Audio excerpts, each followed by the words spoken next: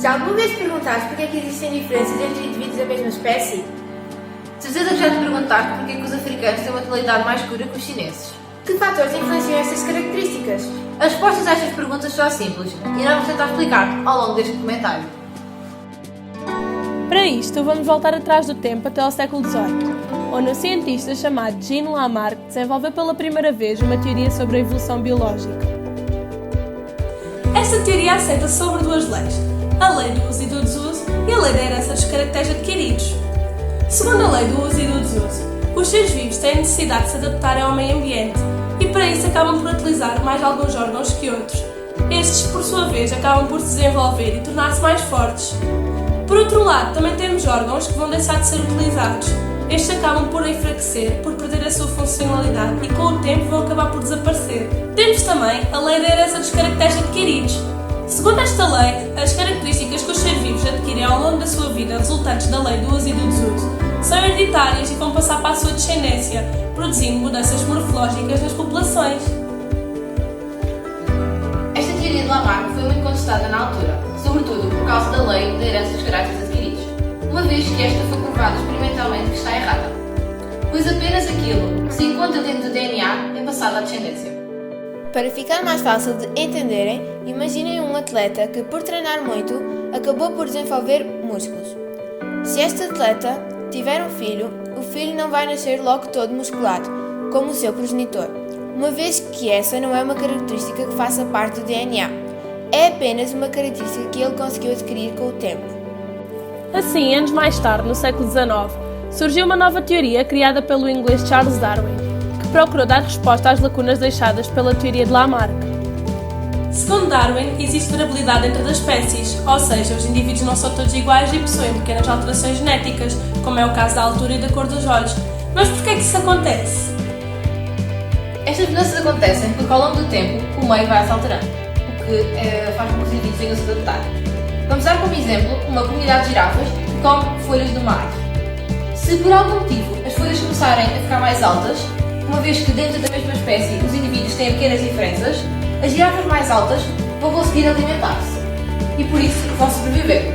O que não vai acontecer às girafas mais baixas, que vão acabar por morrer. Este processo chama-se seleção natural.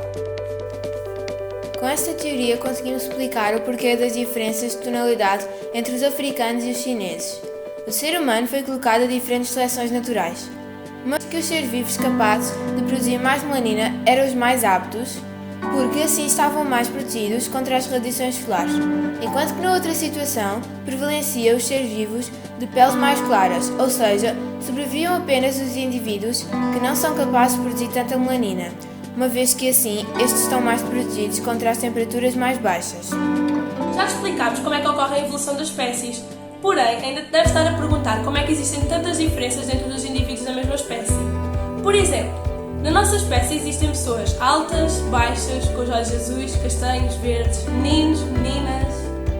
Então, estas diferenças entre indivíduos da mesma espécie chamamos de variabilidade genética. Isto é o resultado da reprodução sexuada e de mutações naturais de DNA. Quando o organismo se reproduz sexualmente, ocorre mistura genética, resultando em novas combinações dos seus genes. Isto é fácil de perceber, como por exemplo, dois filhos nunca são iguais aos seus pais nem aos seus irmãos, porém têm algumas semelhanças. Esta variabilidade conseguida pela reprodução sexuada deve-se a um processo que ocorre nas nossas células chamado meiose. É um processo de divisão celular que ocorre a partir de uma única célula-mãe, originando 4 células filhas.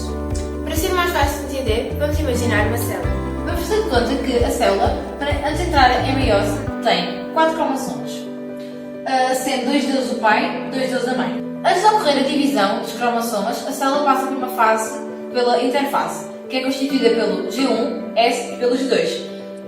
Sendo deles o mais importante o S, que é onde ocorre a duplicação dos cromossomas.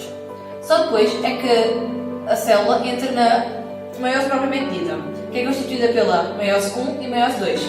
Cada fase destas é constituída por 4 etapas: a prófase, a metáfase, a anáfase e a telófase. Ficando então na meiose 1 com a prófase 1, a metáfase 1, a anáfase 1 e a telófase 1, e na meiose 2 com a prófase 2, metáfase 2, anáfase 2 e telófase 2. Na meiose 1 ocorre a junção dos cromossomas homólogos e depois a separação deles.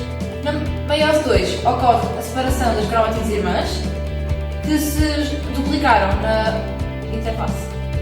Vamos agora passar então à explicação de cada etapa. A meiose 1, como já foi dito, divide-se em 4 etapas.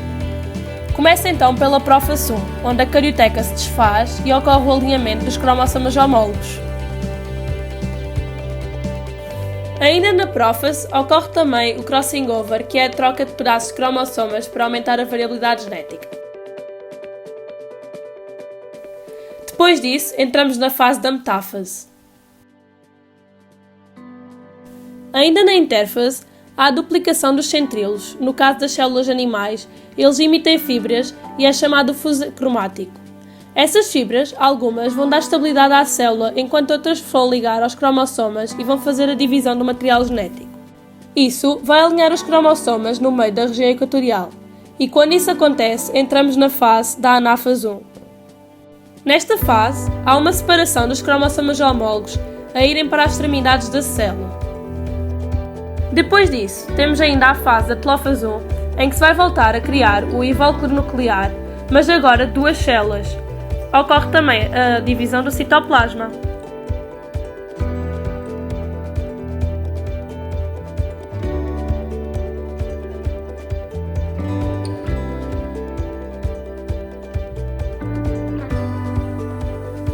Entramos agora na meiose 2, em que há a duplicação dos centríolos. E entramos na prófase 2, o invólucro nuclear desfaz. Os centríolos emitem as fibras do fuso acromático. Essas fibras vão alinhar os cromossomas na zona equatorial da célula.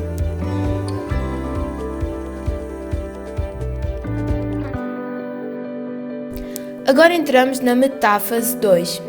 O que caracteriza esta fase é o alinhamento dos cromossomas, passando para a anáfase 2, em que se separam as cromátides irmãs, indo cada uma para uma extremidade da célula.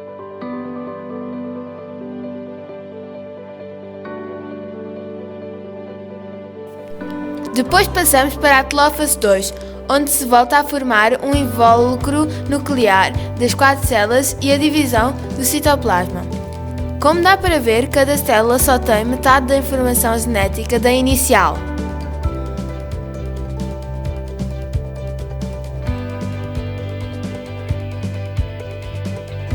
Como referimos, além da reprodução sexuada, existem também as mutações.